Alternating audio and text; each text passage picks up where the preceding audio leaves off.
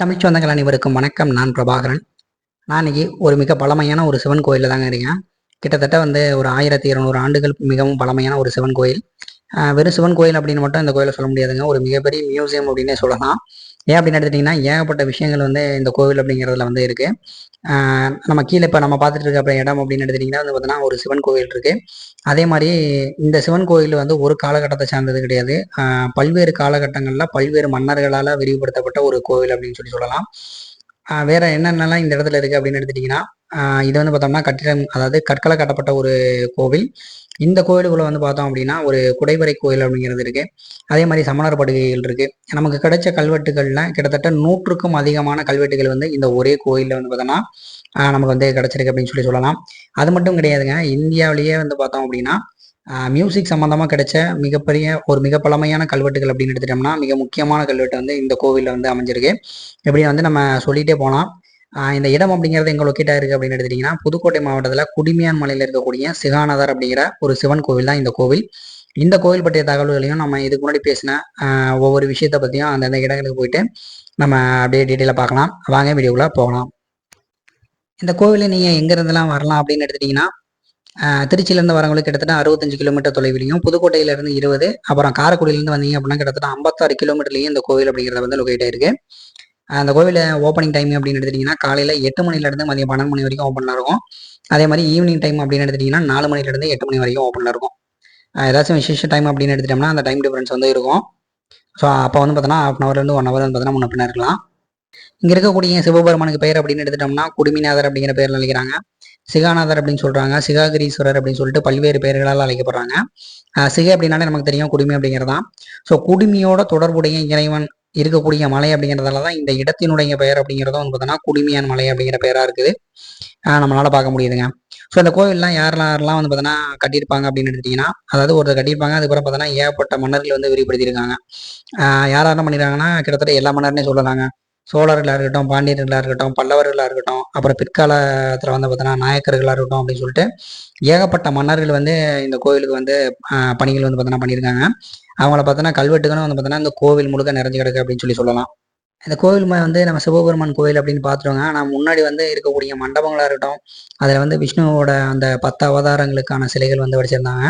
அதுக்கு அடுத்து இருக்கக்கூடிய மண்டபங்களையும் பார்த்தோம்னா சிலைகளுக்கு ரொம்பவுமே ஃபேமஸான கோயில் அப்படின்னு சொல்லி இதை சொல்லலாங்க. ரொம்பவுமே தத்ரூபமாக பண்ணியிருக்காங்க அப்படின்னு சொல்லலாம்.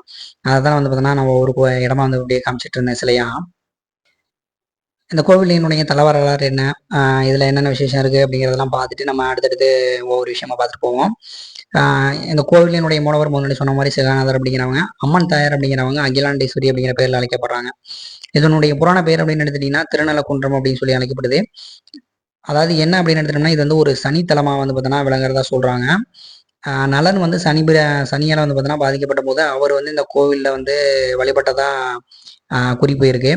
அதனால தான் பார்த்தோன்னா இது திருநலக்குன்றம் அப்படின்னு அழைக்கப்பட்டதா சொல்கிறாங்க. இந்த கோவிலோட தலவரலாறு அப்படின்னு எடுத்துட்டிங்கன்னா அதாவது எப்படி இந்த சிவபெருமான் குடுமிநாதர் அப்படின்னு அழைக்கப்படுறாருன்னு ஒரு காரணம் சொல்கிறாங்க. அது என்ன அப்படின்னு எடுத்துட்டிங்கன்னா அந்த காலகட்டத்தில் கோவிலில் பணிபுரிச்சிட்டு இருந்த அர்ச்சகருக்கு பார்த்தோன்னா ஒரு காதலி இருந்திருக்காங்க. ஸோ அவங்க தினமும் பார்த்தோன்னா சிவபெருமானை வழிபட்டுட்டு அவங்க அந்த அர்ச்சகரை பார்த்தோன்னா பார்த்துட்டு போயிட்டு இருந்திருக்காங்க. ஸோ அந்த மாதிரி ஒரு நாள் பார்த்துட்டு போயிட்டு இருக்கும்போது அவங்க 2 பேரும் பேசிகிட்டு இருந்திருக்காங்க. அந்த டைமில் மன்னர் எந்த அறிவிப்பும் இல்லாமல் கோயிலுக்கு வந்திருக்காரு. ஸோ மன்னர் வந்தோடனே என்ன பண்ணியிருக்காரு அப்படின்னா அதுக்கு முன்னாடி அவர் பண்ண வேண்டிய, அதாவது அர்ச்சகர் பண்ண வேண்டிய வேலையை பண்ணாமல் அவர் பார்த்தோன்னா காதலியோட பேசிகிட்டு இருந்திருக்காரு.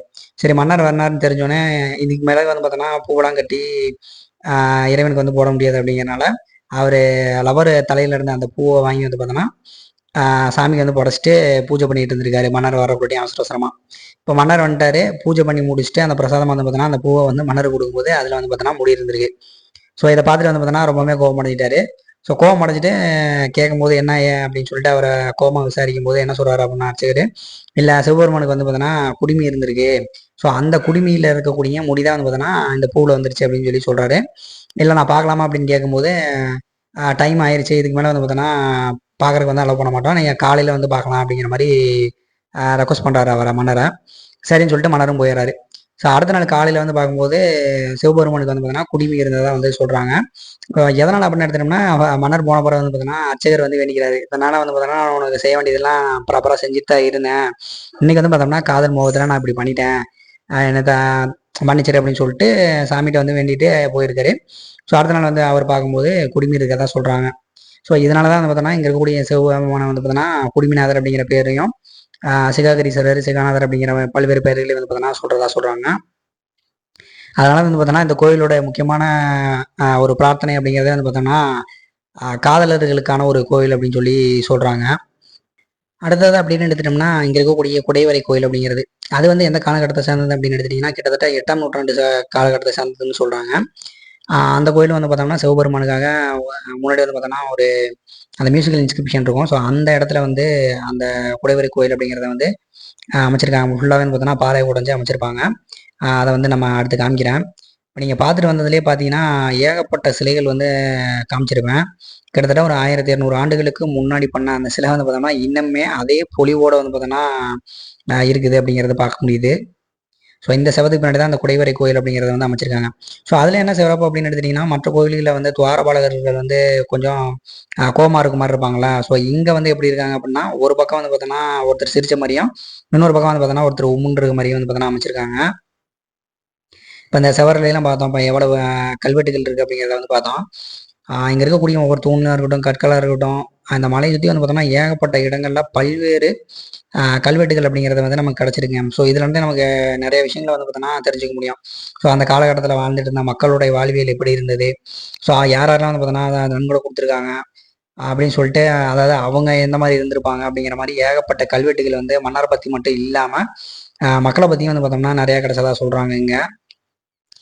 அது மட்டும் இல்லாமல் இங்கே இந்த இடமா இருக்கட்டும், அதாவது சமண படுகைகள் இருந்ததா சொல்லப்படுறது வந்து பார்த்தோம்னா மலைக்கு மேலே ஒரு இடம் அப்படின்னு சொல்லி சொல்லுவாங்க. அங்கே வந்து சமணர்கள் பற்றிய கல்வெட்டுகள் அப்படிங்கிறது வந்து கிடைச்சதா சொல்கிறாங்க. இது ஃபுல்லாகவே வந்து பார்த்தோன்னா ஒரே கோயில் தான் நம்ம கீழே பார்த்துட்ருக்கோம். அதே மாதிரி இந்த கோயிலுக்கு இந்த மலைக்கு பின்னாடி அப்படியே அந்த பக்கம் பார்த்தீங்க அப்படின்னா ஒரு முருகன் கோயில் இருக்குது. ஸோ அதையும் அதை பற்றி டீட்டெயிலாக நான் அடுத்த வீடியோவில் சொல்கிறேன். அதே மாதிரி உள்ளே வந்து பார்த்தோம் அப்படின்னா 1000 கான் மண்டபம் அப்படிங்கிறது வந்து இருக்குது. ஏகப்பட்ட மண்டபங்கள் இருக்குது.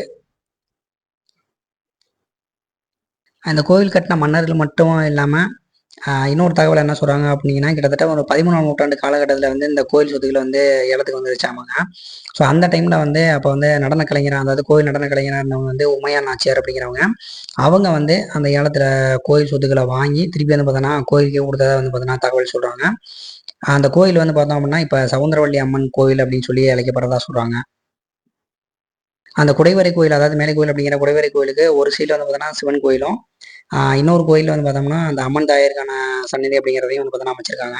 இப்போ நீங்கள் இசைக்கல்வெட்டை பார்க்கணும் அப்படின்னா கோயிலில் இருக்குன்னு சொன்னீங்க அப்படின்னா அவங்களே வந்து ஆள் திறந்து விடுவாங்க. நம்ம சுற்றி வரும்போதே அந்த செவரு ஃபுல்லாக வந்து பார்த்தோன்னா பேர் எழுதி பயங்கரமாக டேமேஜ் பண்ணி வச்சுருந்தானுங்க. அதனால் அதை வந்து பார்த்தோன்னா பூட்டி வச்சுருப்பாங்க போல்.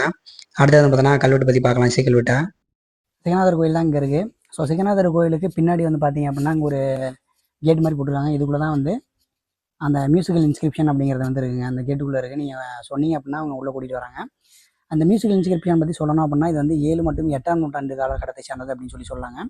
யார் பண்ணியிருக்காங்க அப்படின்னு எடுத்துட்டிங்கன்னா பல்லவ மன்னன் வந்து பார்த்தோன்னா முதலாம் மகேந்திரவர்மன் அப்படின்னு சொல்லிட்டு ஒரு மன்னர் இருந்தார். ஸோ அவருடைய காலகட்டத்தில் அவர் பண்ணதாக சொல்கிறாங்க. அது வந்து கிரந்த எழுத்துக்களில் வந்து பொறிக்கப்பட்டிருக்கு. அதாவது சரிகமா பதனி அப்படின்னு இருக்கும்ல. ஸோ அந்த இசைமுறை வந்து எந்த மாதிரி பயன்படுத்தணும் அப்படிங்கிறத வந்து பார்த்தோம்னா நோட்டேஷனை வந்து எழுதியிருக்காங்க. ஒரு விநாயகர் சிற்பமோ அது பக்கத்தில் வந்து பார்த்தோன்னா எழுதியிருக்காங்க. நான் இப்போ தான் பார்த்துட்டு வந்தேன். இப்போ பார்த்துட்டு வந்த பிறகு தான் மூடியிருக்காங்க. அதை நான் உள்ளே போய்ட்டு அதாவது அந்த வீடியோ எப்படி உள்ளே இருந்துச்சு அப்படிங்கிறத வந்து நான் காமிக்கிறேன். மட்டும் இல்லாமல் நமக்கு வந்து தமிழ்நாட்டிலேயே மிக பழமையான கல்வெட்டுகள் அப்படின்னு எடுத்துட்டிங்கன்னா ஈரோட்டில் இருக்கக்கூடிய அரச்சலூர் கல்வெட்டு அப்படிங்கிறது வந்து ரொம்ப பழமையான கல்வெட்டு. அது வந்து கிபி 2 மற்றும் 3ஆம் நூற்றாண்டு காலகட்டத்தை சேர்ந்ததாக இருக்கும். அது வந்து ஈரோட்டில் இருக்கும். ஸோ அதை பற்றி நான் தனியாக வந்து ஒரு வீடியோ பண்ணியிருக்கோம். பார்க்கணுன்னு விருப்பப்படுறாங்க, நான் டிஸ்கிரிப்ஷனில் போய் கொடுக்குறேன் லிங்க்கு, அதை பார்த்துங்க. இது வந்து 7 மற்றும் 8ஆம் நூற்றாண்டை சேர்ந்ததாக கருதப்படுது. இது மட்டும் இல்லாமல் தமிழ்நாட்டை தவிர வெளியே எங்கேயும் பார்த்தீங்க அப்படின்னா மியூசிக்கில் எப்படி இருக்கணும் அப்படிங்கிறக்கான நொட்டேஷன் வந்து இருக்காதுங்க. அதாவது குறிப்பு வந்து இருக்காது. வேறு கிடச்ச கல்வெட்டுலாம் எந்த மாதிரி இருக்கும் அப்படின்னு எடுத்துட்டிங்கன்னு வச்சுங்களேன். இப்போ மியூசிக் வந்து கருவிகள் என்னென்ன யூஸ் பண்ணாங்க, யாரெல்லாம் வந்து அப்போ இசைக்கலைஞர்கள் இருந்தாங்க, எந்த மாதிரி அந்த மியூசிக்கு கருவி வந்து பயன்படுத்தணும், அந்த மாதிரி தான் வந்து எழுதியிருப்பாங்களே தவிர இசையை பற்றின குறிப்பு அப்படிங்கிறது நம்மள்ட்ட தமிழ்நாட்டை கிடைச்ச மாதிரி இருக்கவே இருக்காது. இருக்கக்கூடிய விநாயகர் சிலை அப்படிங்கிறதும் பாறை கூட தான் உருவாக்கியிருக்காங்க. இப்போ நமக்கு வந்து அந்த சரிகம பதனி அப்படிங்கிறது மட்டும் இல்லாமல் அது வந்து எந்த கருவியில் வந்து பயன்படுத்தினாங்க அப்படிங்கிறதுக்கான குறிப்பும் கூட இதில் இருக்குது அப்படின்னு சொல்கிறாங்க. அதாவது பரிவாதினி அப்படிம்பாங்க. அது ஒரு வீணை வகையை சார்ந்த ஒரு யாழ், அந்த வீணை வகையை சார்ந்ததும்பாங்க. 7 நரம்புல இருக்கக்கூடிய வாசிக்கக்கூடிய ஒரு கருவி. இந்த கல்வெட்டோட தொடக்கத்தில் அப்படின்னு எடுத்துட்டிங்கன்னா சிவபெருமனை குறிக்கும் வகையில் நமச்சிவாயன்னு ஆரம்பிச்சிருக்காங்க. அதே மாதிரி முடிகிற இடத்துல வந்து பார்த்தோம் அப்படின்னா மன்னர் ருத்ராச்சாரியாரோட சீடன் அப்படிங்கிற மாதிரியான தகவல்களோடு முடிச்சதாக சொல்கிறாங்க. இதெல்லாம் தான் வந்து பார்த்தோன்னா இந்த கோவில் பற்றிய தகவல்கள். ஒரு நல்ல தகவல்களோடு மீண்டும் சந்திக்கிறேன். நன்றி, வணக்கம்.